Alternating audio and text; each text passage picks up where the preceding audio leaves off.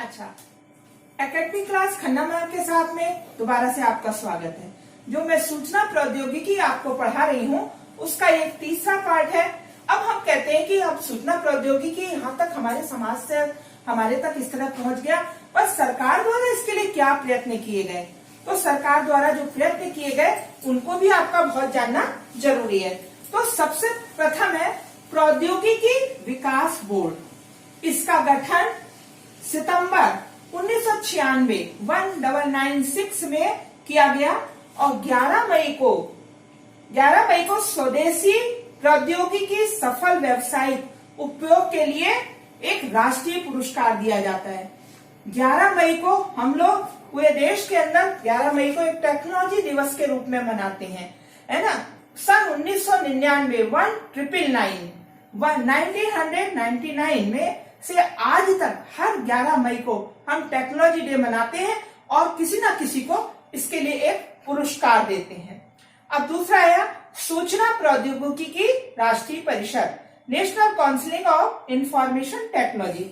इस कार्य के उपयोग के लिए जैसे हम लोग देखते हैं कि आज जो नई नई टेक्नोलॉजी विकसित हो रही है, आज हम कहते हैं एटीएम से पैसे निकालिए और गूगल पे से पे करिए और बैंक में एटीएम का यूज करिए, या हम लोग ये जो सारी टेक्नोलॉजी, अब इस टेक्नोलॉजी को गांव-गांव तक पहुंचाना, लोगों तक पहुंचाना, तो इस national council of information technology का क्या काम है कि सरकार द्वारा लोगों जो भी टेक्नोलॉजी है उसको लोगों तक पहुंचाना, मानवीय स्तर पर भी, और सरकार इसके लिए वित्तीय सहायता भी देती है। अब आ गया प्रौद्योगिकी सूचना सहायता कार्यक्रम। अब क्या है, विभिन्न गतिविधियों के लिए सरकार द्वारा जो है गतिविधियों के लिए जो जगह, अब हम कैसे इंफॉर्मेशन टेक्नोलॉजी के माध्यम से हम कैसे सूचनाएं, तो सरकार एक ऐसा सहायता करें कि हम लोकल की न्यूज है, जगह जगह की जो न्यूज है उसको कलेक्ट करते हैं और इंफॉर्मेशन टेक्नोलॉजी के माध्यम से हम जनता तक पहुंचाने की कोशिश करते हैं इसके माध्यम से। और सरकार के द्वारा एक साइंस रिपोर्टर और विज्ञान प्रगति के नाम से मासिक पत्रिकाएं भी समाज के अंदर, देश के अंदर चलाई जाती हैं। अब आ गया ये राष्ट्रीय ई गवर्नेंस योजना, नेशनल ई गवर्नेंस प्लान, प्रशासनिक सुधार या जन शिकायत। जैसे आप कहते हैं अब तो एफआईआर कराओ, ऑनलाइन करा दीजिए, कोई शिकायत किसी डिपार्टमेंट की करानी, वहां तक जाने की जरूरत नहीं, आप ऑनलाइन शिकायत करते हैं, हम ऑनलाइन अपने डिपार्टमेंट तक बात पहुंचा देते हैं, हम सरकार तक ऑनलाइन बात पहुंचा दें, हम अपनी शिकायत कर दें। तो इसके लिए ये राष्ट्रीय ई गवर्नेंस योजना 18 मई 2006 को लागू की गई और इसको और प्रभावी बनाया गया। तो आज हम देखते हैं ये सारी टेक्नोलॉजी हमारे समाज में बहुत अच्छी तरह विकसित है। राष्ट्रीय ज्ञान नेटवर्क की स्थापना। अब जैसे हम देखते हैं विभिन्न विश्वविद्यालयों में या अनुसंधान केंद्रों में बहुत सारे रिसर्च होते हैं। अब आप देखते हैं कि आप खुद भी घर में बैठे हैं और मुझे तो क्या कहते हैं लखनऊ यूनिवर्सिटी की या किसी यूनिवर्सिटी की वेबसाइट पे जाना है, मुझे फॉर्म भरना है, तो मैं उसके नेट को खोल लेती हूँ, या मुझे कोई अनुसंधान या कोई चीज की जानकारी लेनी होती है, हम नेट खोलते हैं और नेट के माध्यम से हम सारा रिसर्च की सारी जानकारी ले लेते हैं। कृषि जो जितना ये चल रहा है, किसान आंदोलन चल रहा है या कृषि संबंधी जानकारी हम नेट खोलते ले लेते हैं। तो ये क्या है, इसके लिए राष्ट्रीय नेटवर्क की स्थापना की गई, इसको हम ई लर्निंग के नाम से भी जानते हैं। अब आ गया साइबर सुरक्षा। आप देखते हैं साइबर आजकल बहुत सारे अपराध हो रहे हैं और हम देखते हैं कि कभी हमारे बैंक से पैसा निकल जाता है, कहीं क्राइम हो रहे हैं। तो इन सबको रोकने के लिए सरकार ने एक साइबर सुरक्षा के नाम से एक टेक्नोलॉजी विकसित करी जिसके द्वारा हम लोगों को सुरक्षा दे सकें, और ये जो है कंप्यूटर आपात प्रतिक्रिया दल के नाम से ये 24 घंटे हमारे लिए काम करता है। इसको हमें जानना, इन सब चीजों को सरकार हमारे लिए क्या करती है हमको जानना आवश्यक होता है। अब आ गए हैं सूचना प्रौद्योगिकी संशोधन अधिनियम। तो ये जो है सन 2000 में, जैसे आपको मैंने बताया कि सन 1999 में एक जो राष्ट्रीय जो शुरू करा टेक्नोलॉजी डे, उसके बाद 2000 में हमने सूचना प्रौद्योगिकी के लिए एक बहुत बड़ा एक अच्छा सा कानून बनाया और सन 2008 में इसको और सशक्त करने के लिए हमने एक नया कानून बनाया कि जिससे हम सूचना क्रांति को और हम इंफॉर्मेशन टेक्नोलॉजी को और ज्यादा सशक्त बना सके, अच्छा बना सके। तो ये आपने देखा कि मैंने आपको सूचना प्रौद्योगिकी के बारे में बताने की कोशिश करी। मुझे ऐसा लगता है कि आप इसको अच्छी तरह समझ चुके होंगे और आप इसको बार बार ध्यान से सुनेंगे। तो मेरा प्रयास है या मेरा शायद विश्वास है कि इस टॉपिक को आपने एक दो बार सुन लिया तो आपको ये टॉपिक बिल्कुल अच्छी तरह समझ में आ गया होगा।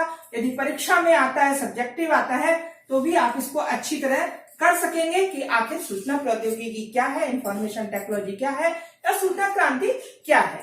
तो बच्चों, मैंने ये वाला चैप्टर, इसके बाद मैं आपको अगले उसमें नोट्स देने की कोशिश कर रही हूँ जिसमें आपको सारे ऑब्जेक्टिव क्वेश्चन होंगे, उसको भी आप देखिए। बाकी मेरा चैनल पसंद आए तो मैं बार बार आपसे यही कहूंगी, सब्सक्राइब करिए, बेल आइकॉन बटन को दबाइए, शेयर करिए, लाइक करिए और कमेंट बॉक्स के माध्यम से मुझे अपनी जितनी भी समस्याओं को बताने की कोशिश करिए, मैं उसको पूरा करने की कोशिश करूंगी। धन्यवाद बच्चों। अब मेरा अगला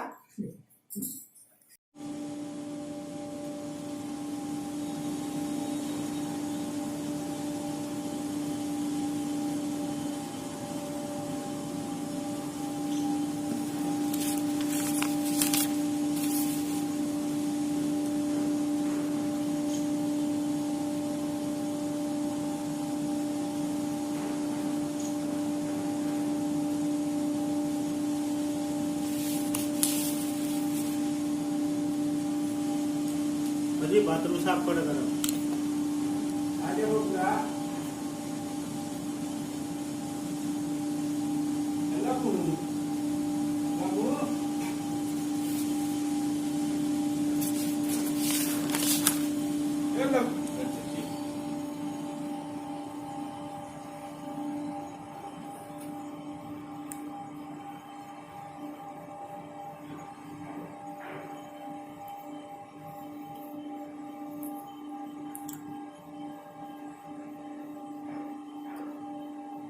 तो बच्चों, मैंने जैसा आपसे कहा था, ये मेरे नोट्स हैं और आप इनको अच्छी तरह पढ़ेंगे और इसमें यदि आपका पेपर ऑब्जेक्टिव होता है तो भी आपके लिए बहुत कुछ काम आएगा बेटा।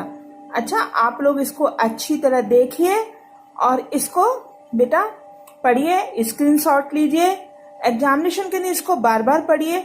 और मेरे चारों वीडियो जितने भी हैं, आगे के जो मैं वीडियो होंगी, मैं एक ही वीडियो में आपको एक टॉपिक कवर करूंगी और जितने ये अभी 4 वीडियो में ये पेपर कवर हुआ है, इसको देखिए। आपको अच्छा लगे, जो पहली बार देख रहा है वो सब्सक्राइब करिए, बेल आइकॉन बटन को दबाइए, शेयर करिए और इसको पूरा देखने की कोशिश करिए। मेरी इस वीडियो में या मेरे इस पेपर में पूरी कोशिश रही है कि आपको सूचना क्रांति, जो कि बीए द्वितीय वर्ष के लिए सिलेबस में है, यह आपको पूरी तरह समझ में आ रहा होगा। यदि आपको कोई भी और चीज समझनी हो तो कमेंट बॉक्स के माध्यम से मुझे अपने सजेशन दीजिए, मुझे अपने क्वेश्चन कीजिए। आप जो भी कुछ कहेंगे मैं उसको पढ़ाने की कोशिश करूंगी और आपको समझाने। धन्यवाद बच्चों।